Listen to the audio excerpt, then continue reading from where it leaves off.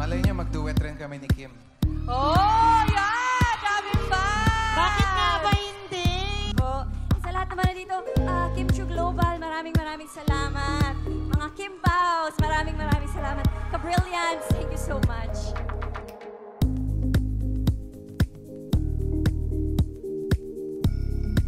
Ina, ang gwapo niya talaga. Totoo. Isa pa daw. Isa pa. Isa pang song?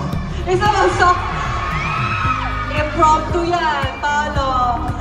Pero before, iniisip muna niya ni Paolo kasi parang kailangan sobrang hype up siya. But I just have a few questions since nandito na rin ang ating CEO na si Miss Glenda. Ano yung mga go-to services mo, yung favorite product or services sa Brilliant Medical Group? Actually, wala po akong masyadong alam. Siguro, karamihan po talaga ng mga kalalakihan ay hindi masyadong maalam sa mga ginagawa sa mukha. Pero nung pumunta po ako, sabi ko, Doc, ikaw na pong bahala. So may mga favorite po ako, yung hydrofacial. And of course, there's this new laser na ginagamit nila to lighten the pigments of your skin. Which is very good.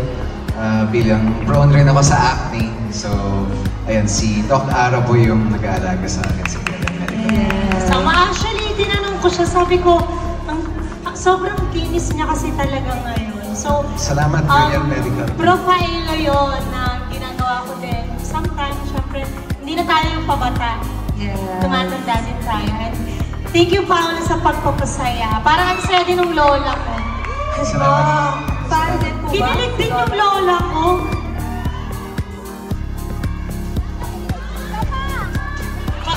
Baka abutin po tayo ng 3 a.m. or 4 a.m. Paano tayo magkaano dyan? Maglakla. Yung next event na lang, kakanta ulit pa. Dadamihan ko na.